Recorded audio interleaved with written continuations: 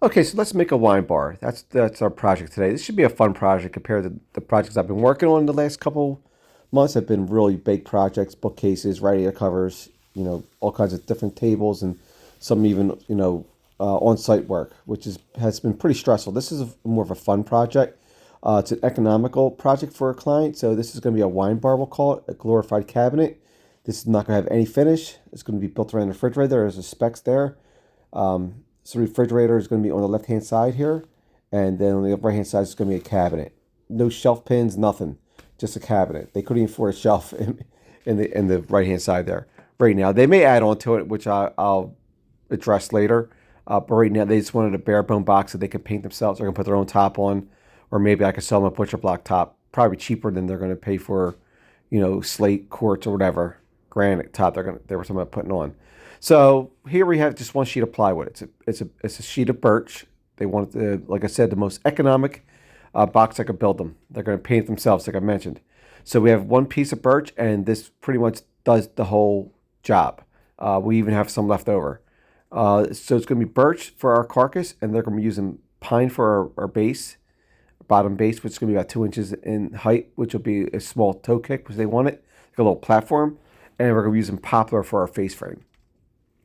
So here we're just going to be breaking down the sheet good here. It's just like I said, it's one 4x8 sheet of birch. We're going to just get our layout or measurements. Just make sure I have enough plywood that I don't have to go buy more. I hate to go buy a whole sheet for say one nailer or stretcher.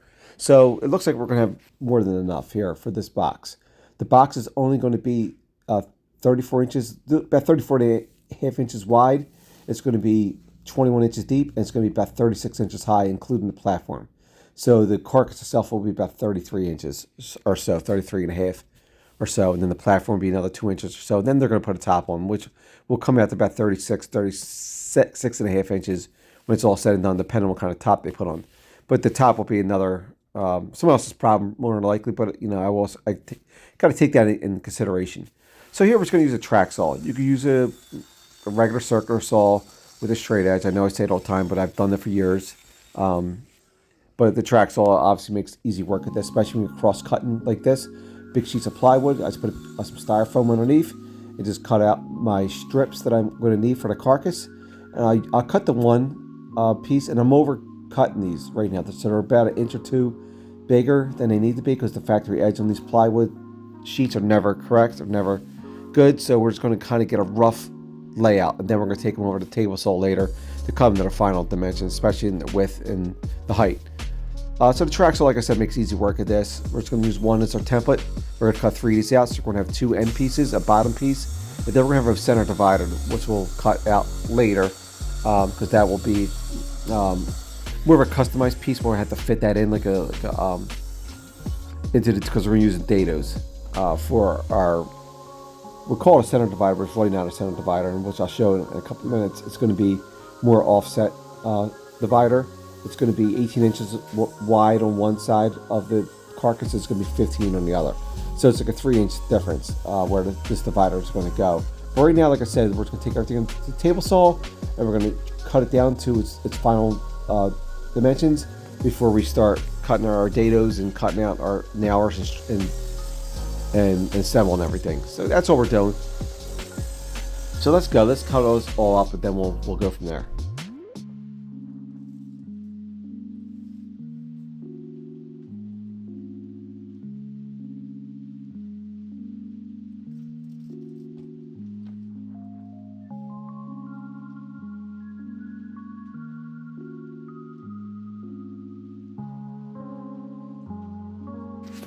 So here we're just going to be ripping down and cutting down our nailers, we'll call them, or stretchers, I guess we could also call them, for our tops, bottoms, and backs of the case.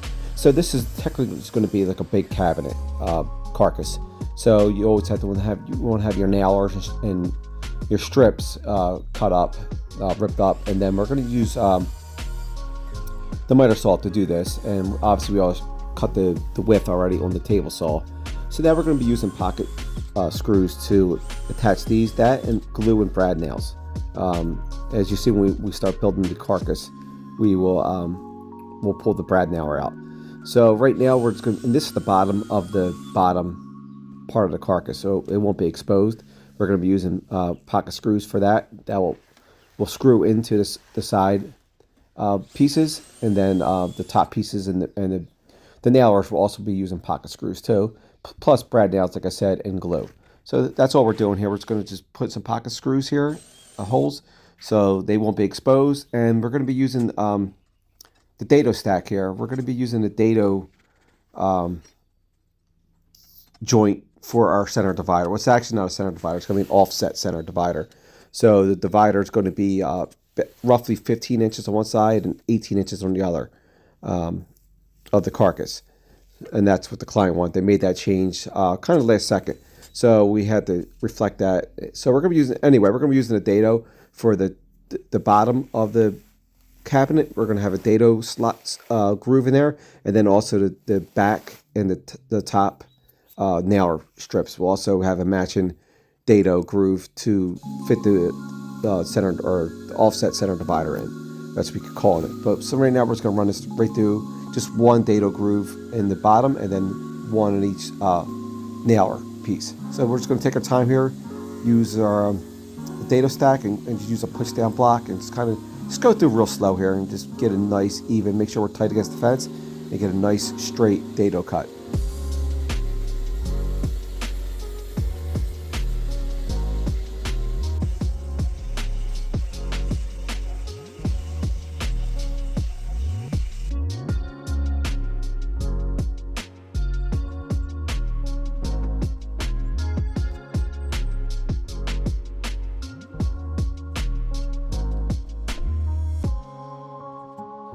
Okay, so what we're doing here, we're just going to put some glue on our joint here, our bottom panel, and we're just going to use some cheap little squares, get a 90-degree angle, and we're going to put our sides on. You can see the off-center dado cut there.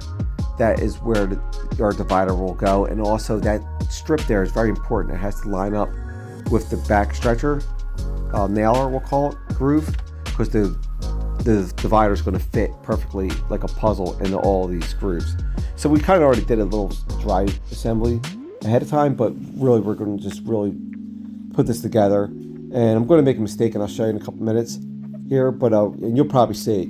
So we're going to put this together with some brad nails and glue, since it's kind of a temporary install right now until we really start putting these nailers in. So right now these brad nails do hold. The glue holds fine too. We're not using any screws since I'm not going to be trimming anything out. So you can't really, you can hide brad nails. Or if you use staples, honestly, sometimes I like to use stapler. You can't really hide your staples unless you're going to trim it out, which we're not doing that. So brad nails, ATH brad nails, and some putty is going to be sufficient for this. Plus with the the pocket screws on the bottom will help fortify this thing and keep it nice and strong. So this assembly is essentially going to be brad nails, glue, and pocket screws, and which is fine for cabinetry, especially as everything's going to be concealed. So that's what we're doing here. We're going to put it all together, take our time here, make sure it's nice and square. Our 90-degree angles are good, and we're going to put our little nailers in here now, some little glue, some brad nails, and some pocket screws. All right, let's go. Let's put this carcass together.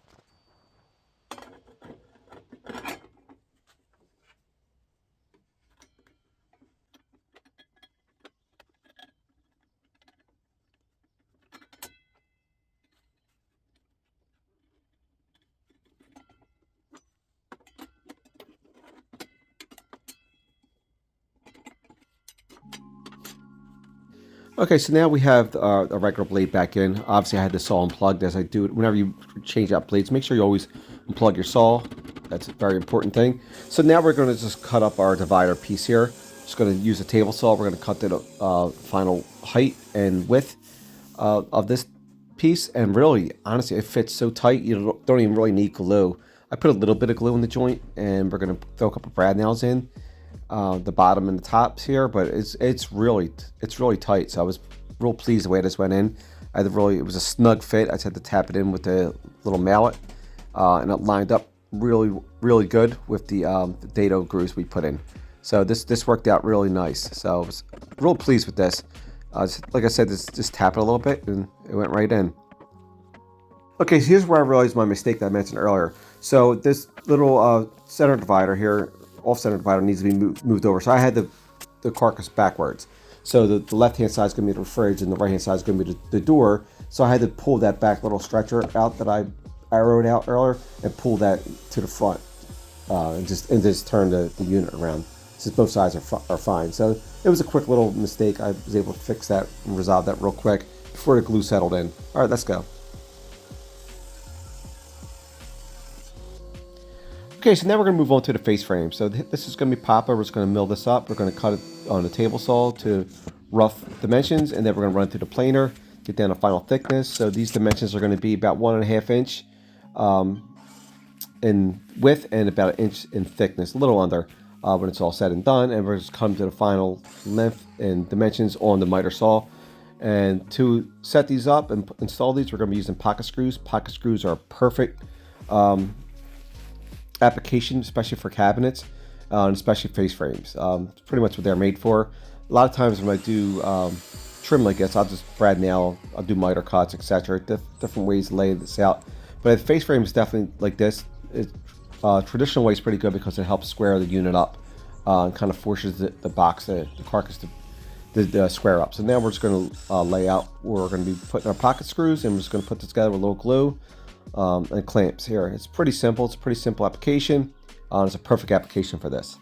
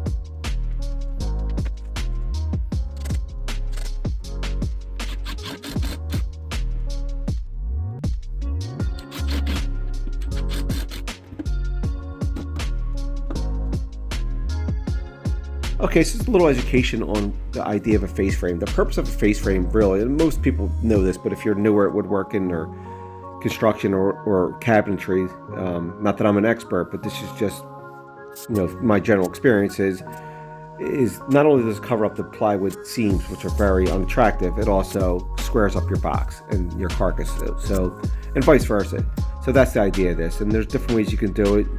I like pocket screws for assembly, or just using glue and brad nails or pin nails, depending on the thickness and if I'm going to miter or not. If I'm going to miter, I usually won't use pocket screws. I'll pin nail it in. It has a clean look, but it really doesn't help square it up. This way, it does help square it up. So now we're going to move on.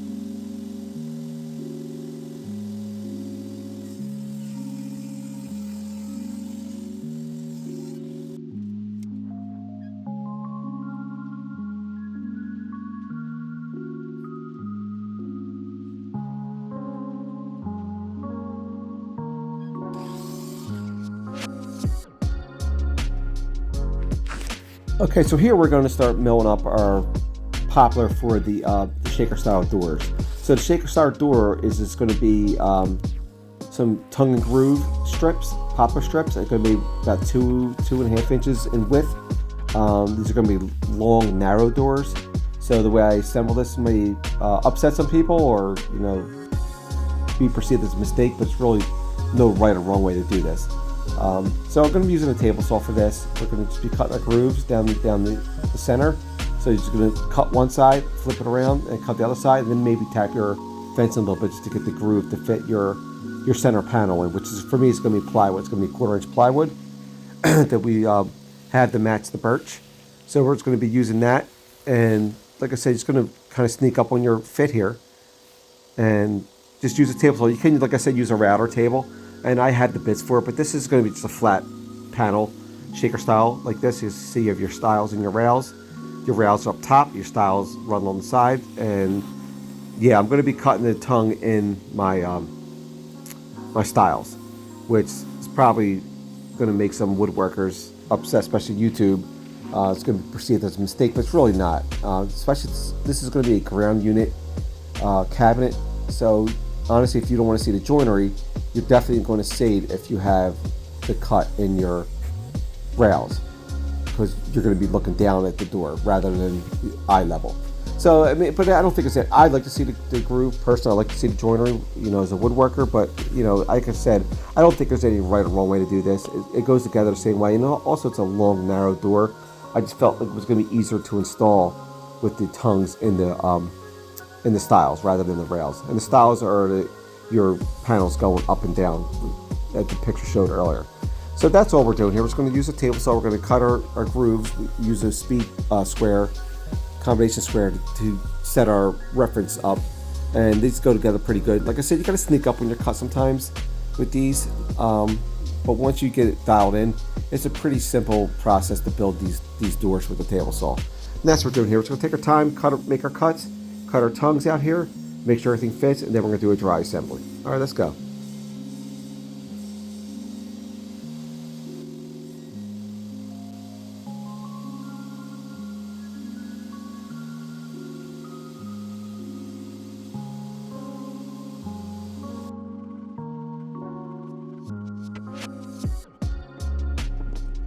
So here we're just going to use like a little quick chisel just to clean up any roughness on the tongue before we do a dry assembly here, just to make sure everything fits, goes together nice and well before we start using our glue. So now we're going to cut our panel up, our center panel, and now we're able to do another dry fit. And now once we know we're dialed in, then we'll start putting our glue.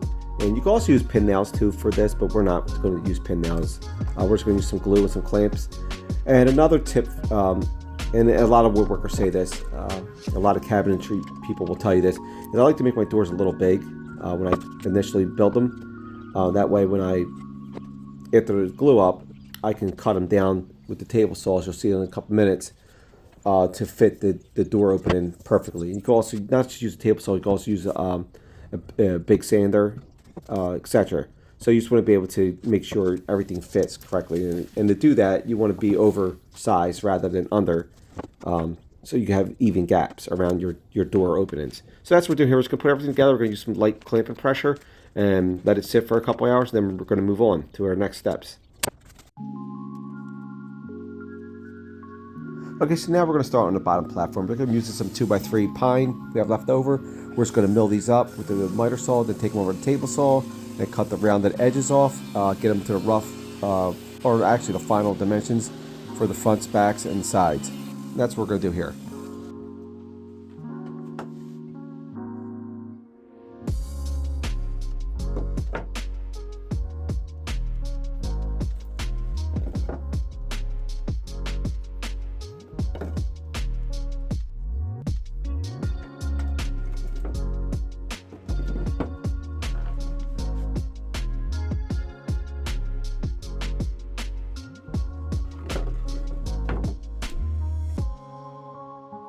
So you can see here we're going to lay out our base here. This base is going to be the platform that the carcass will sit on. This is also considered a toe kick. This is a little overkill. We're going to be using our combination square. We're going to find our center of each one of these pieces. Then we're going to use a domino. You do not need to use a domino for this. You use dowels, like most people say, or pocket screws would be perfect, especially if you put the screws, the joints on the inside. They will not be seen. I probably should have done that. It would have been a lot quicker. I end up using pocket screws anyway for the center braces. You'll see in a couple minutes, but I just figured a domino I like to use because it definitely helps me keep a square joint, because you have a little bit of flexibility with the domino, especially if you use the tight fitting on your ends and then the looser fitting on the joint that connects to your ends. So which we're going to be doing here. So it gives you a little bit of room to play with, to help make your joint line up and also keep it square. You have a little bit of maneuverability with it, which I like the most about the domino more than anything else. Yeah, it's a strong joint, it's a square joint, but also it gives you a little bit of flexibility, like I mentioned, to with that loose setting on your other end to be able to fit your piece in perfectly. So that's what we're going to do. We did a dry fit first. Now we're going to put some glue in the joints, put it together, put some clamper pressure in, and then we're going to be putting some center braces in later, and we're going to be using pocket screws for that, as you'll see. So let's put this together, get this glued up, let it sit for a couple hours, and then we're coming towards the end of this project almost.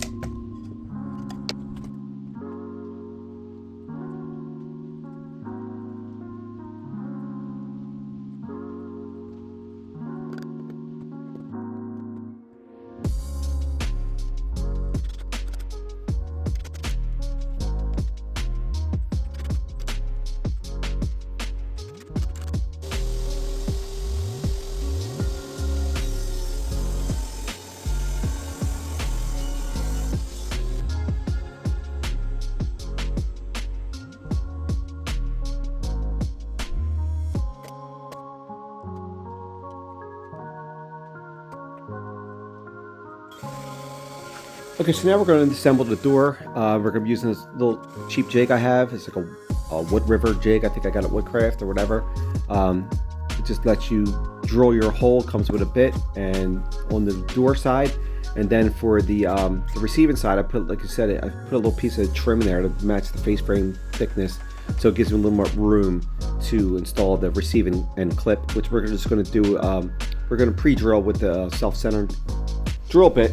And then we're just going to use our little Festool impact driver just to slowly screw these little screws in. You can also use a hand Phillips head too.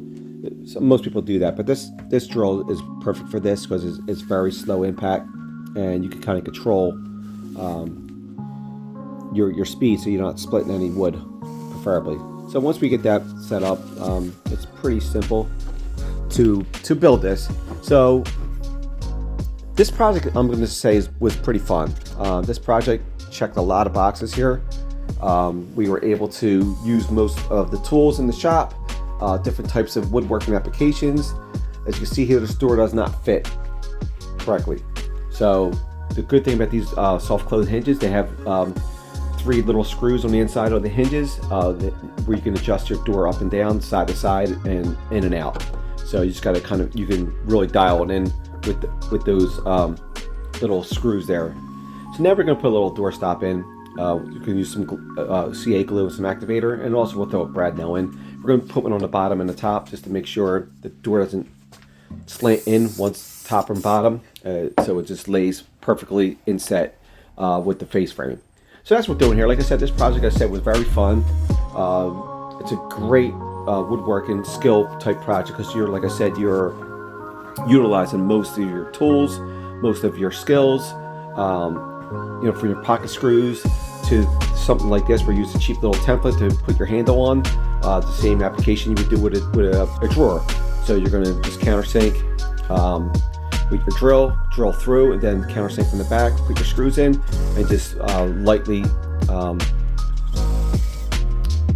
impact these in. You can also use just regular Phillips head, like I said. Same thing with the door hinges. So once you get that in, you put it in, the door should be closed. You got the handle on. Like I said, this project is a fun project. I made a lot of mistakes. There were some things I'm covering up. I'm sure some woodworkers will be like, this is junk, or whatever. Everybody has their own preference. but like I said, you're using most of your tools. You're using most of your skills. You know, from sanders to your router to chamfer out your face frame, your biscuit joiner for your Z-clips to hold the bottom platform onto your carcass, and everything else. So it's a lot of fun to do these types of projects. Especially some of the projects I've been doing lately has been more carpentry and construction, build, kind of rudimentary. This is kind of a fun skill project you could do. You could practice your skills, hone your skills. I would recommend, if you're a new woodworker, to build a cabinet with a door and drawers just to get your experience level up. It's definitely fun to do. And if you have any questions or concerns, let me know. Stay tuned for the next videos. I have a ton of videos coming, a lot of content. And thanks for watching. Have a good day. Bye.